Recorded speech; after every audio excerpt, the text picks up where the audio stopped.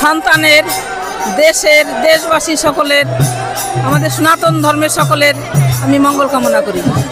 যার যার মনের বাসনা সেগুলো প্রকাশ করবে ঠাকুরের কাছে, সেগুলো মঙ্গল হবে।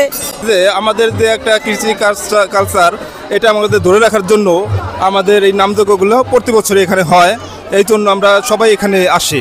লাগছে আমি যদিও ফরিদপুর থাকি, ফরিদপুর থেকে এখানে আমি এই অংশগ্রহণ করব বা আমি ধর্মের এই উৎসব উপভোগ করব, এই বিষয়ে আমি কিন্তু ফরিদপুর থেকে চলে আসছি।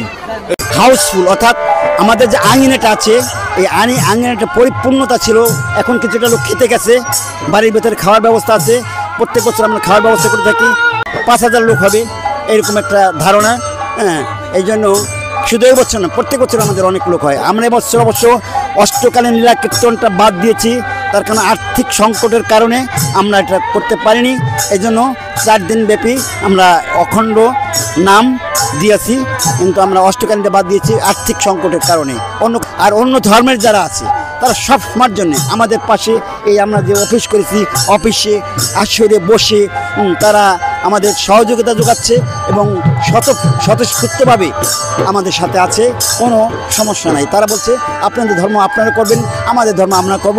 আমরা সবাই পাশাপাশি ঈদে যেমন আপনারা আমাদের সহযোগিতা করেন, আমাদের বাড়ি আসেন, আমরা এই অনুষ্ঠানেও আপনাদের প্রতি বছর সহযোগিতা করি, এবারও সহযোগিতা করবো, তারা আমাদের পাশেই আছে। কারকান্দি সার্বজনীন নামযজ্ঞ অনুষ্ঠান 100 বছরের অনুষ্ঠান, অর্থাৎ এই বছর 99তম চলছে, আগামী বছরে 100 বছর পূর্ণ হবে।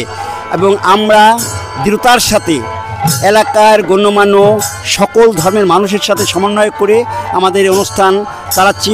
আমাদের এই অনুষ্ঠান চালাতে গিয়ে কারোর সাথে কোনো বিরূপ প্রতিক্রিয়া হয়নি এবং আশা করি সকলে আমাদেরকে সহযোগিতা করেছেন এবং আমরা বর্তমান দেশের প্রেক্ষাপটে আমরা সেই সাহসিকতার সাথে আমরা সেই অনুষ্ঠান করতে করেছি।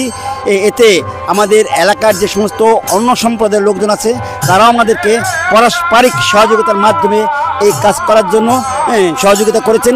এই জন্য তাদেরকে ধন্যবাদ জানাই।